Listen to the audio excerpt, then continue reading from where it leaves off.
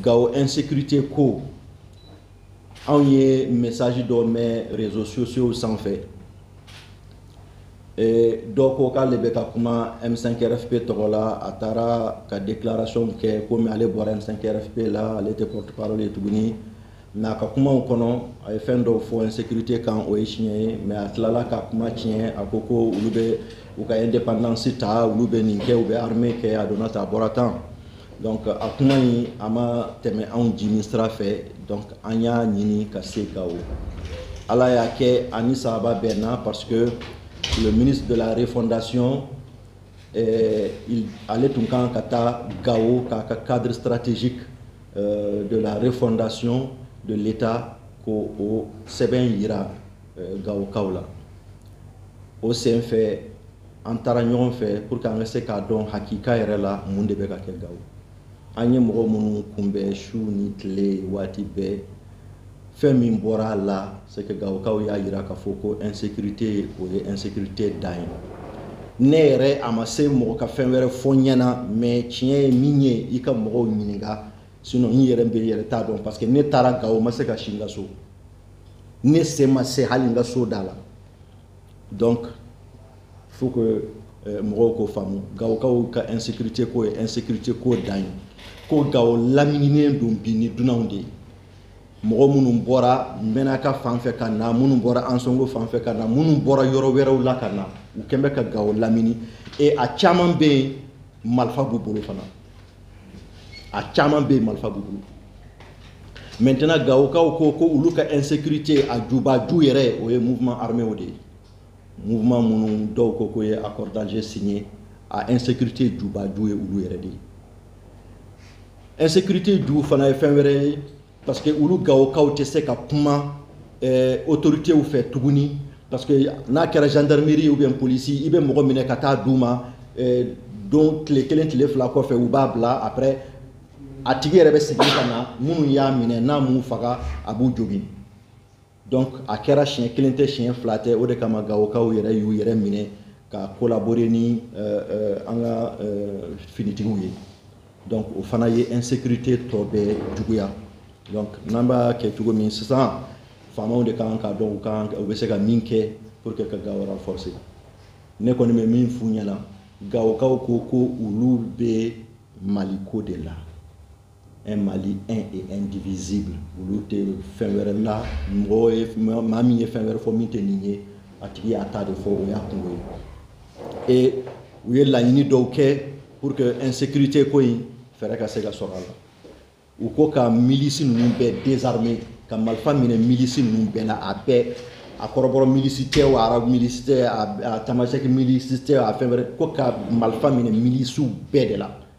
voilà parce que olu ka tɔɔrɔ bɛ bɔ o mɔgɔw de la ko ka Gawo a ka sécurité surtout Gawo ville ko ka confier faamaw la an ka faamaw la maa si kana far'u kan fo ni u yɛrɛ dama dɔrɔn ko ka mɔgɔ fana DDR fana ko ka accélérer ko parce que DDR de bɛ se k'a to fana dɔw bɛ na se ka baara sɔrɔ dɔw bɛ marifa bila et puis sécurité fana bɛ se ka na ko ka DDR accélérer Gawo bi bi in na u ka autorité intérimaire même hali ka tɔgɔ in yɛrɛ fɔ ça me fait mal à plus forte raison de venir transmettre une commission qui concerne cet organe malveillant là donc u ka autorité intérimaire régionale o fatura u kan ka mɔgɔ bila a nɔ na donc a ma kɛ hali bi gawokaw ko ka a lajɛ u bɛ se ka mɔgɔ ɲanama ɲini cogo min na danaya mɔgɔ maa min bɛ jamana in fɛ k'o bila autorité intérimaire ɲɛmɔgɔya la parce que normalement u tun bɛnna kan ka ban k'a fɔ ko o tun ye sédentaire ta ye ko problème min bɛ Menaka problème ba de don et problème min bɛ Menaka o de bɛ Gawo fana menacer donc k'u b'a ɲini faamaw fɛ u ka fɛɛrɛ kɛ ka solution ɲini Menaka sécurité ko la sinon ni Menaka kɔni binna olu ɲɛ b'a la a bɛ Gawo bɛ bin quoi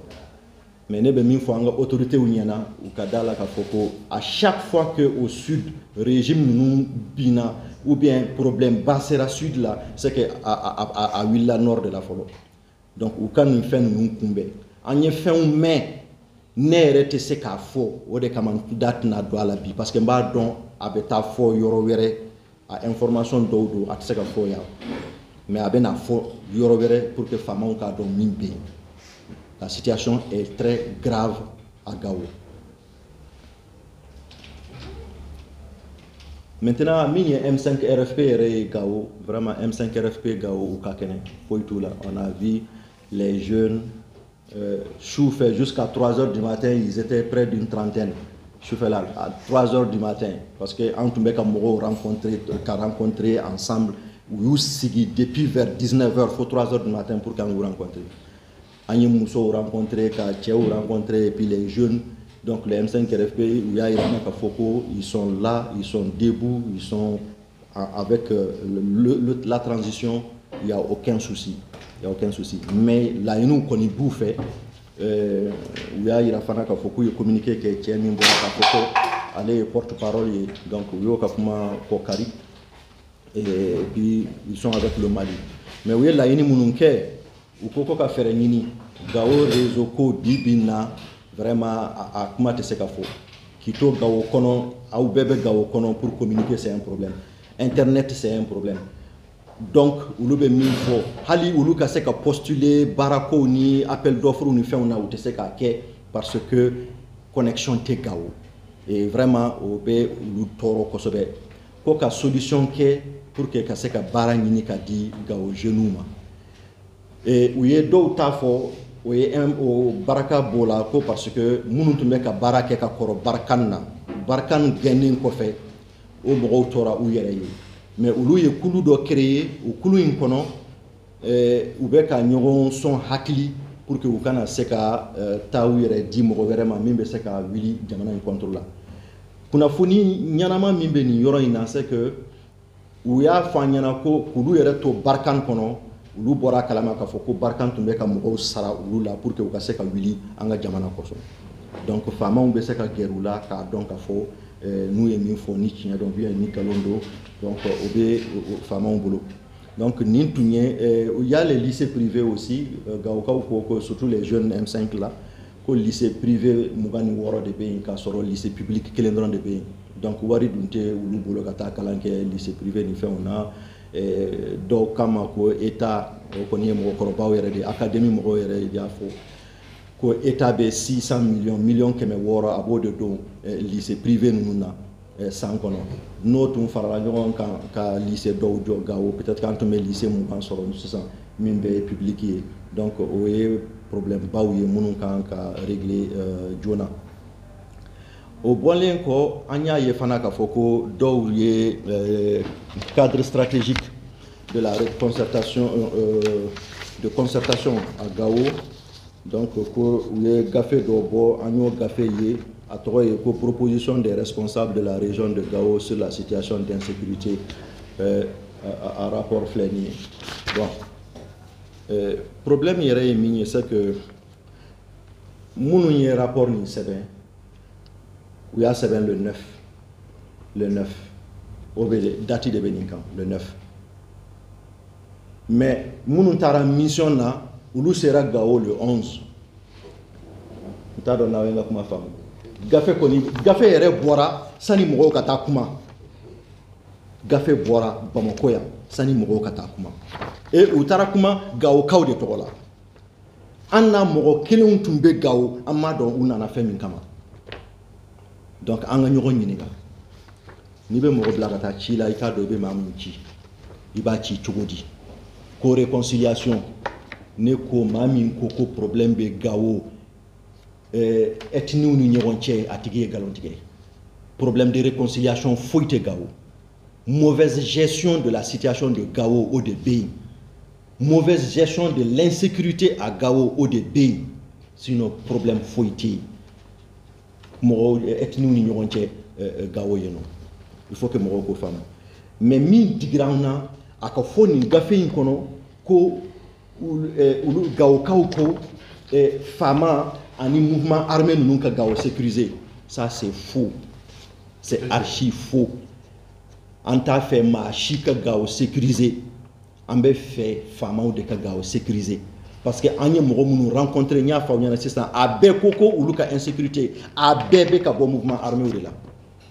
o mɔgɔ kelenw bɛ se k'a fɔ cogo di tuguni ko faamaw ni mouvement armé ka Gao ville sécurisée bon nin complot suguya nin de bɛ accord pour la paix et la réconciliation issu du processus d'Alger nin complot suguya in de b'a kɔnɔ parce que u ka mécanisme opérationnel de coordination là c'est juste pour ne pas déposer les armes au problème kelen o de ye nin ye olu bɛ nin kɛ olu ni faamaw bɛ ɲɔgɔn na Gao kɔnɔ u ka marifaw b'u bolo n'olu y'u ka marifaw segin k'an ka faamaw faga a bɛ kɛ cogo di k'a sɔrɔ u bɛ dugu kɔnɔ ou tout gain donc au problème kelen au préparer tɔ de ye nin ye an bɛ faamaw tulo la sɔmi u kana sɔn a ma bi u kana sɔn a ma sini et puis Gawokaw ka laɲini foyi tɛ a sɛbɛnna bureau kɔnɔ nin papier in sɛbɛnna assemblée kɔnɔ yan n'u ye ɲɔgɔn ye kɛ Asaridi ka bureau kɔnɔ a bɛ assemblée CNT kɔnɔ sani ninnu ka taa o rapport de ye nin ye mɔgɔw ma taa kuma aw ye rapport bɔ ka ban o ye mun rapport ye rapport kelen kɔnɔ u bɛ armée reconstituée kuma de fɔ aw b'a dɔn k'a fɔ ko accord d'Alger in kɔnɔ armée reconstituée kuma bɛ yen an y'a fɔ fo ka sɛgɛn a maɲi a maɲi Mali y'a kɛ an nimisara armée reconstituée fɔlɔ min taara Kidal fan fɛ a tɔ bɛɛ bolila fɛn min aw y'a kɛ a ma ɲɛ aw bɛ segin a kan cogo di maa min nana o fana o proposition k'i ye i kan k'a dɔn k'a fɔ k'a tigi ŋaniya man ɲi donc ni sécurité d'État b'an bolo u kan ka nin baara suguyaw de kɛ ka mɔgɔw ɲini k'u dɔn k'u ŋaniyaw dɔn k'u ka kokɛtaw dɔn ka état conseiller k'a bilasira o de ye sécurité d'État ka baara ye mais on a constaté que nin jamana in kɔnɔ depuis 30 ans sécurité d'État kɛra minɛn de ye min bɛ opposants ni maa min b'a gêner dɔrɔn ka olu fara fara ɲɔgɔn kan kara la s'u ma ça c'est pas la sécurité d'État donc nin papier in o ye papier min anw ko an tɛ jɛn n'a ye bi an tɛ jɛn n'a ye sini cadre yɛrɛ min bɛ Gao ko cadre de concertation in anw bolo c'est dépassé u y'u ka waati kɛ u ye baara ɲuman kɛ à un moment donné u ye Gao sauver u ye Mali sauver u ye fɛn caman kɛ min ɲɛna mais bi bi in na a tɛ se ka kɛ olu ka baarakɛtaw ye parce que ils sont dépassés parce que n'u tun ma dépassé k'olu ka cadre to yan Irganda bɛ se ka créer cogo di ka Mali bɛɛ minɛ k'a sɔrɔ aw minnu ye kulu ye min presque chef de village ni fɛnw bɛɛ b'a la aw bɛ se ka dɛsɛ ko jumɛn na n'u tun t'a ɲɛna nin tɛ créer filanan u bɛ k'an ka sanuw ni fɛnw bɔ olu ma wuli ka fɛɛrɛ ɲini pour que o kana kɛ n'a bɛ bɔ a intérêt ka se anw yɛrɛ ma fɔlɔ sani mouvement armé mɔgɔw de bɛ taa a sécuriser ka wari bila u kun bi hali autorité intérimaire kuma min filɛ nin ye u tun bɛ se ka fɛɛrɛ kɛ pour que mɔgɔ kɔni ka bila à la tête de la présidence des autorités intérimaires hali o yɛrɛ aw dɛsɛra a la u yɛrɛ ni ɲɔgɔn cɛ ni ne ko cadre an tɛ sɔn a ye bi il est dépassé n m'a fɔ n ko a mɔgɔw man ɲi n m'a fɔ n ko ale yɛrɛ mɔgɔ min b'a la a si de man ɲi n m'o fɔ donc il faut que mɔgɔw k'a faamu kuma n'a kɔrɔ don donc o tun ye problème min bɛ Gao vraiment état ka se ka wuli k'a lajɛ ji ɲɛma jɔlen na parce que anw ye min mɛn an ye min ye n'u ma wuli joona a bɛ se a kɔlɔlɔ bɛ sɔn ka jamana don ɲɔgɔn na